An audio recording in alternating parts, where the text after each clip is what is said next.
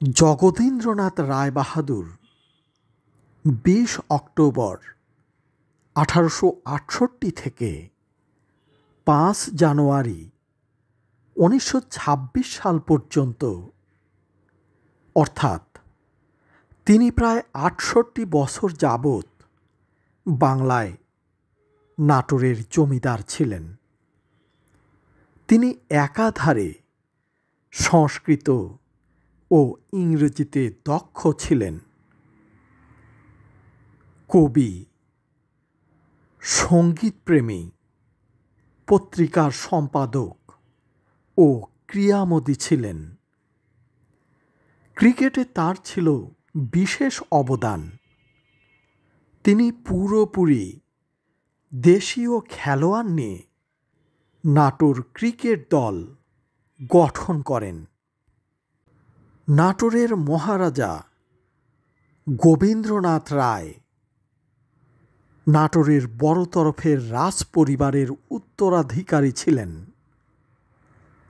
তিনি নিঃসন্তান অবস্থায় মারা যান এবং তার বিধবা পত্নী জগদীন্দ্রকে শৈশবেই দত্তক পুত্র রূপে গ্রহণ করেন। মহারাজা জগদীন্দ্রনাথ এর পূর্ব নাম ছিল ব্রজনাথ। নাটোরের সন্নিকটে হরিশপুর নামক গ্রামে মহারাজা জগদীন্দ্রনাথ এর জন্ম হয় একটি গরিব পরিবারে। তার জন্মদাতা বাবার নাম ছিল শ্রীনাথ ও মাতার নাম প্রসন্নময়ী দেবী। ১৮৭৭ খ্রিস্টাব্দে মহারাজা ব্যক্তিগত খেতাব লাভ করেন। ১৮৮৫ খ্রিস্টাব্দে মাতা মহারানী ব্রজসুন্দরী দেবী শ্যামমোহিনী দেবীর সঙ্গে মাত্র ১৭ বছর বয়সে বিয়ে দেন। তাদের প্রথমে ২ সন্তান হয়, প্রথমে পুত্র ও পরে কন্যা। নাটোরে থাকাকালীন জন্মের পর শৈশবেই তারা মারা যায়। তাই জগদীন্দ্রনাথ চিকিৎসকের পরামর্শ অনুযায়ী তার পরিবারকে নিয়ে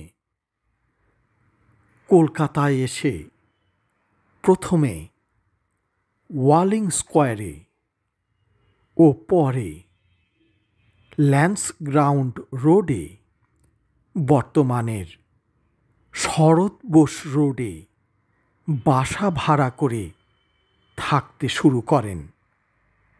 কিছুদিন পরে তিনি সেই বাসাটি ৮০,০০০ টাকায় কিনে নেন।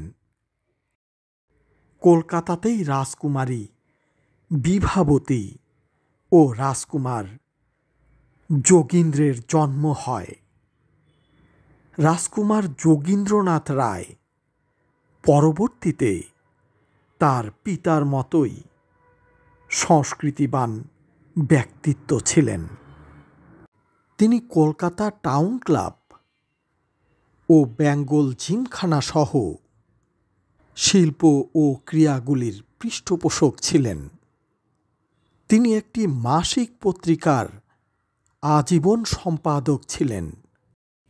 মানুষই মর্মবাণী এর সাংবাদিক হিসাবে বিশেষ খ্যাতি অর্জন করেন। তার রচিত গ্রন্থসমূহ সন্ধ্যাতারা, নূরজাহান ও দরবার ও দূরদৃষ্টি উল্লেখযোগ্য। ক্রীড়ানুরাগী জগদীন্দ্রনাথ রায় ক্রিকেট খেলতে খুব ভালোবাসতেন।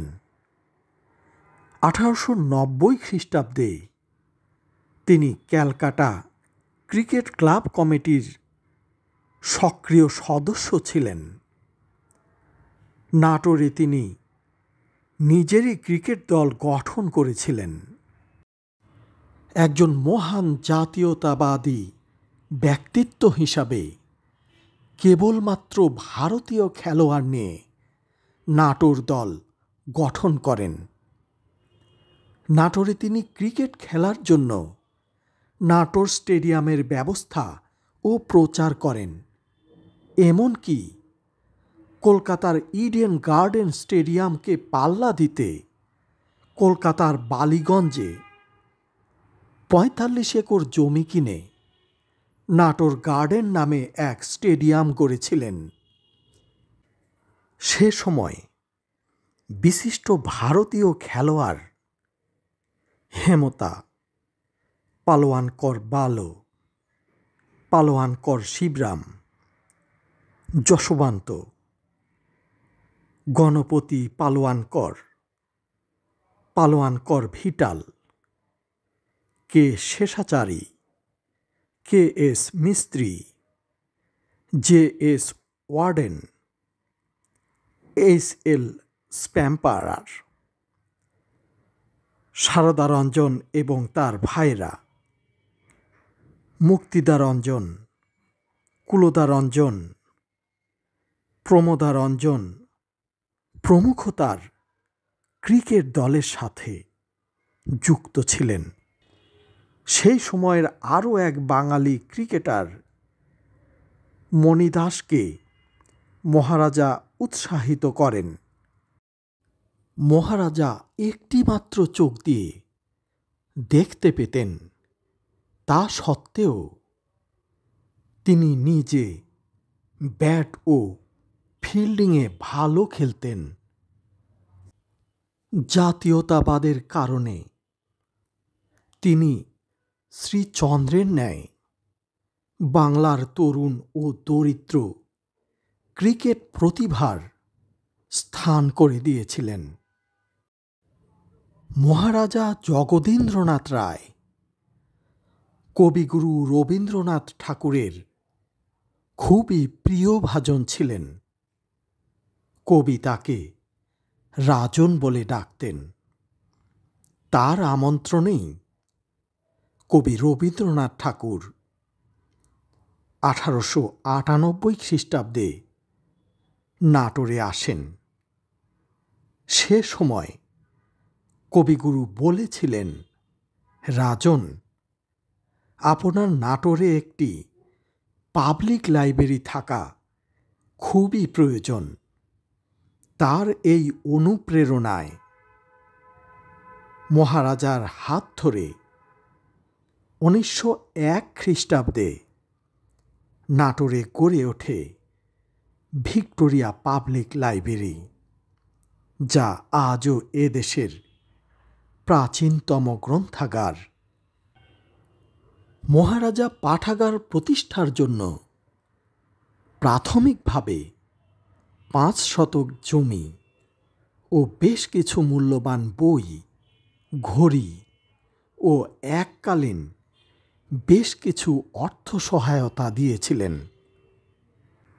পাঠাগারের গ্রন্থ নির্বাচনের জন্য দায়িত্ব পড়েছিল মহারাজার 2 ঘনিষ্ঠ বন্ধু, বিখ্যাত ঐতিহাসিক অক্ষয় কুমার মৈত্রেয় এবং ভারতবর্ষ পত্রিকার সম্পাদক জলধর সেনের উপর।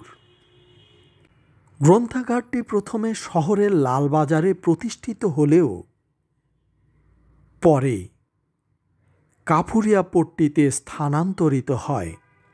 মহারাজের দান করা টিন শেটের 8 চালা ঘরে শুরু হয়েছিল লাইব্রেরির কার্যক্রম।